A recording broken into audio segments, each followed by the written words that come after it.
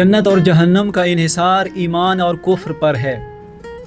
تو کیا ظاہری طور پر جتنے لوگ کافر ہیں، یعنی دنیا کے 2/3 انسان اس وقت موجود، وہ سارے جہنم میں جائیں گے اور جنت میں صرف 1/3 مسلمان، اور اگر مفتیوں کے ہاتھ میں ہو تو وہ تو اپنے فرقے میں سے بھی صرف 100% ان کے ساتھ ایک جیسا عقیدہ رکھنے والے کو جنت جانے دیں گے، باقی سب کو جہنم بھیج دیں گے۔ تو کیا یہ ظاہری طور پر سارے کافر جہنم جائیں گے، جبکہ انسان دیکھتا ہے کہ ان میں بڑے اچھے اچھے لوگ، باکردار لوگ موجود ہوتے ہیں، اور ہم یہ بھی دیکھ رہے ہیں کہ سب تک اسلام کا پیغام پہنچا ہی نہیں ہے، چاہے وہ نہ پہنچنا امت مسلمہ کی کوتاہی کی وجہ سے ہو۔ تو جواب یہ ہے کہ ایسا نہیں ہے کہ ظاہری طور پر جو کافر ہے وہ حتماً جہنم میں جائے گا، بلکہ دیکھا جائے گا کہ اس کا باطن کیسا ہے۔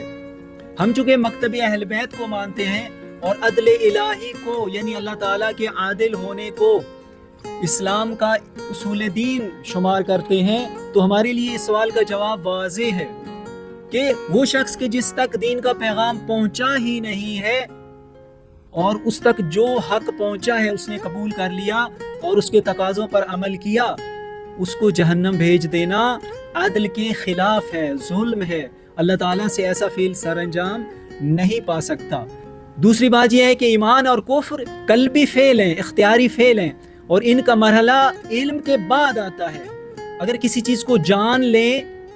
تو اس کو مان لینا جاننے کے بعد ایمان ہے، اور اس کا انکار کر دینا کفر ہے۔ جس نے جانا ہی نہیں ہے وہ نہ تو مومن ہے اس حقیقت کے بارے میں اور نہ ہی کافر۔ ایسے شخص کو جہنم بھیجنا عدل کے خلاف ہے۔ اللہ تعالیٰ بھی قرآن پاک میں فرماتا ہے وَمَا كُنَّا مُعَذِّبِينَ